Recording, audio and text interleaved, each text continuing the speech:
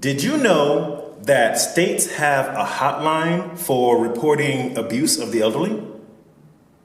Did you know that if you're engaging with a third party, like a bank, in helping your own parents with their affairs, you could be reported for elderly abuse? I know, right? You're just trying to be a good daughter or a good son, but the truth is, just like child abuse, elder abuse can come from within the family too.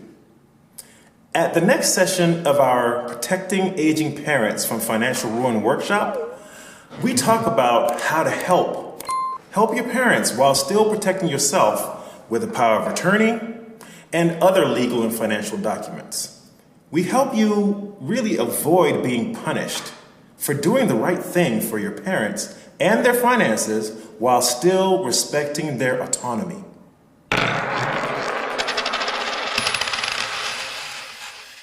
Thanks for watching. A registration link is in the video description. Don't forget to like, subscribe, follow us on social media, and share with a friend.